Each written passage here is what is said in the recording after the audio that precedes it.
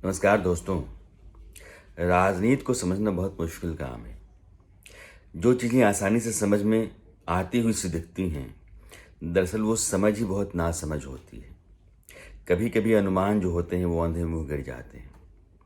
बहुत टेढ़ी खीर है राजनीति। इसलिए जो कुछ भी कहा सुना देखा जाता है वैसा ही हो रहा होता है, ये ज़रूरी नहीं।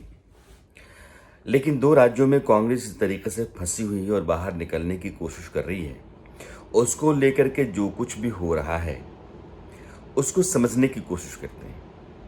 आज पंजाब के मुख्यमंत्री कैप्टन अमरिंदर सिंह देर तक उस कमेटी के सामने रहे, 3 साढ़े 3 घंटे तक, जो पंजाब के संकट को सुलझाने के लिए बनाई गई है।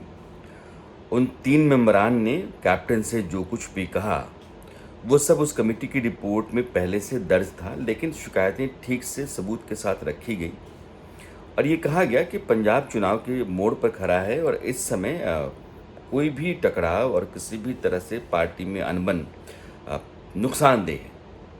कैप्टन इन 3 साढ़े 3 घंटों में बहुत हद तक ये मानते रहे कि जो कुछ भी केंद्रीय नेतृत्व कह रहा है वो हम मान लेंगे। संगठन के भीतर, सरकार के भीतर जो बदलाव करना चाहता है केंद्रीय नेतृत्व कर ले, कोई दिक्कत नहीं है। लेकिन सिद्धू के नाम पर कोई बात हुई नहीं और यह मानकर चलिए कि सिद्धू के नाम पर बात ना होने का मतलब ये भी है कि कैप्टन ये कह चुके होंगे कि आपको जितना कुछ करना है, सरकार के भीतर जिसको रखना है, संगठन के अंदर जिसको लाना है, आप फ्री हैं, आपके पास अधिकार है, आप करिए। लेकिन सिद्धू को लेकर के अगर कोई बड़ा फैसला करना चाहते हैं तो उसमें मेरी सहमति है या नहीं है, कम से कम इसका ख्याल ज़रूर रखिएगा। वैसे केंद्रीय नेतृत्व जो है वो मानता रहा है, वो 3 मेंबरान की जो कमेटी है उसको भी इस बात का एहसास है कि हाल में नवजोत सिंह सिद्धू ने कैप्टन के ऊपर जो तीखे हमले किए हैं वो वाजिब नहीं रहे हैं। जब मामला सुलझाया जा रहा है उस समय ही आप हमलावर हो जाते हैं, तो इसका मतलब ये है कि मामला सुलझने देना नहीं चाहते हैं और या आप कुछ और चाहते हैं। सिद्धू के तेवर बहुत कड़े हैं और वो कैप्टन को सीधे हेड ऑन ले रहे हैं, आमने सामने की लड़ाई में हैं। अभी हाल ही में अरविंद केजरीवाल की पंजाब की जो यात्रा थी उसमें केजरीवाल ने 2 संकेत दिए। पहला संकेत तो यही था कि सिद्धू साहब बहुत अच्छे नेता हैं और मैं उनकी बहुत कदर करता हूँ, जब उनका जिक्र आया तो उन्होंने कहा। और दूसरी बात ये कही कि जब कभी भी आम आदमी पार्टी की सरकार आती है तो मुख्यमंत्री पंजाब कम्युनिटी का ही, पंजाबी कम्युनिटी का ही होगा, सिख होगा। और यह दोनों बातें नवजोत सिंह सिद्धू के लिहाज से मुफीद सी हैं, फिट बैठती हैं। तो नवजोत सिंह सिद्धू अगर कांग्रेस के भीतर अपनी जगह नहीं बना पाते हैं या कैप्टन को थोड़ा सा धक्का दे करके अपने मन माफिक जगह नहीं बना पाते हैं, तो बहुत मुमकिन है कि उनके पास 2 विकल्प है। एक विकल्प जिस पार्टी से वो कांग्रेस में आए, बीजेपी, हालांकि उसका जनाधार और ज़मीन दोनों पंजाब में उतने मजबूत नहीं हैं जितने कि दूसरे राज्यों में है जहां उसकी सरकार है। और दूसरी आम आदमी पार्टी जो पिछली बार बहुत मजबूत मुकाबले में थी, इस बार भी उसकी गुंजाइश, उसकी उम्मीद अच्छी है पंजाब में। लिहाजा वो आम आदमी पार्टी की तरफ भी हाथ बढ़ा सकते हैं, यह अनुमान है। मैं कहता हूँ राजनीति में जब कुछ भी आप कहते हैं तो तयशुदा तौर पे मत कहिए, क्योंकि अभी रात में जो तय हो जाता है वो पौ फटते समय ही बदल गया होता है।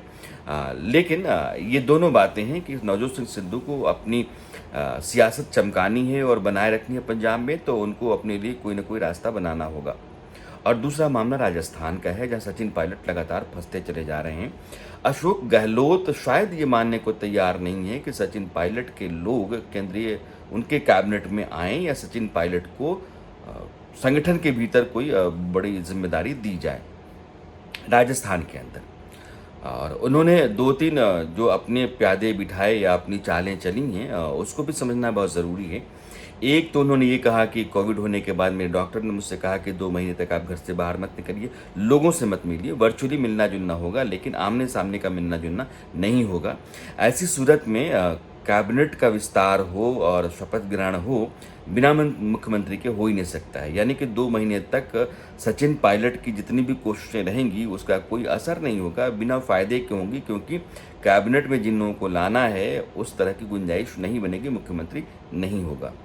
2 महीने तक सचिन पायलट के साथ जो लोग हैं वो उनके साथ टिके रहेंगे या फिर टिके रहने दिया जाएगा, यह भी एक बड़ी बात है।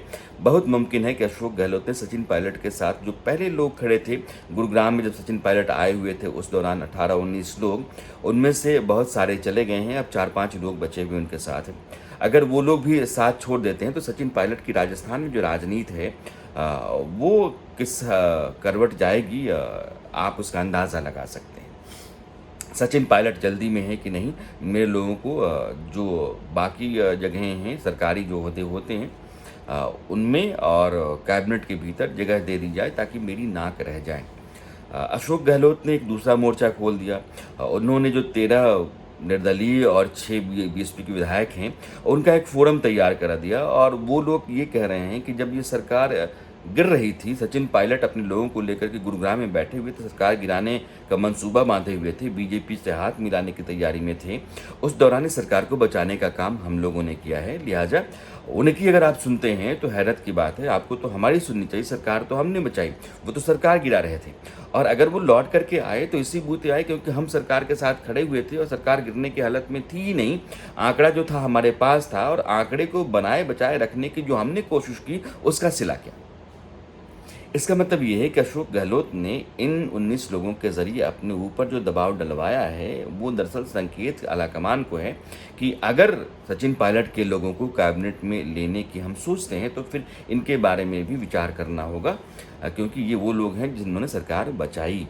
कुल मिलाकर के संकेत ये है कि सचिन पायलट के लोगों के लिए गुंजाइश नहीं है, क्योंकि कैबिनेट के भीतर 15% लोग ही आ सकते हैं जो विधानसभा की कुल क्षमता है उसके।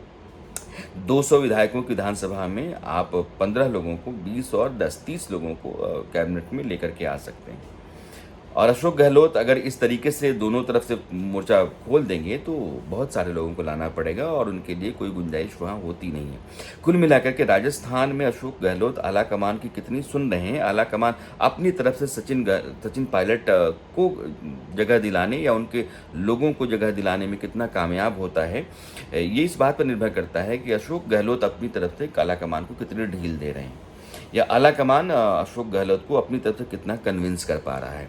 कुछ मुख्यमंत्री ऐसे होते हैं जो संगठन से बड़ा हो जाते हैं, या वो अपनी आंकड़ा जो है उस तरीके से अपने हक में करके रखते हैं संख्या बल, कि वो ज़्यादा सुनते नहीं हैं, और कम से कम उस मोर्चे पर तो बिल्कुल नहीं जहां उनकी साख और नाक का सवाल टिका हुआ था। और सचिन पायलट के साथ जो लड़ाई है वो अब नाक और साख की कमोबेश अशोक गहलोत के साथ है।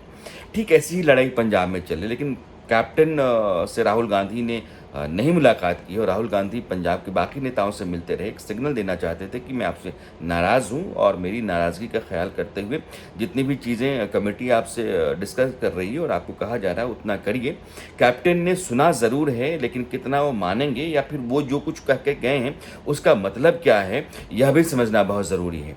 लिहाजा दोनों राज्यों में स्थितियाँ कांग्रेस के लिए आसान नहीं हैं, और दोनों राज्यों के मुख्यमंत्री आसानी से अपने अपने ओपोनेंट्स को, यानी कि राजस्थान में सचिन पायलट और पंजाब में नवजोत सिंह सिद्धू को वो सब कुछ देने को तैयार हो जाएं जो आलाकमान चाहता है। यह थोड़ा मुश्किल सा लगता है मानना भी। सियासत ऐसी ही मुश्किलों और कभी कभी बहुत मुश्किल हो जाने वाली स्थितियों के आसान हो जाने का नाम है। अभी जो है ये आसानी नहीं है, बल्कि ये पेचीदगियाँ हैं, और इसने एक सिरदर्द पैदा कर रखा है कांग्रेस नेतृत्व के लिए। इसको देखना होगा, समझना होगा कि आगे है या दोनों मामले किस तरफ जाते हैं। अभी के लिए इतना ही। जब कभी कोई बड़ा मामला आता है तो मेरी आपकी मुलाकात फिर होती है। नमस्कार।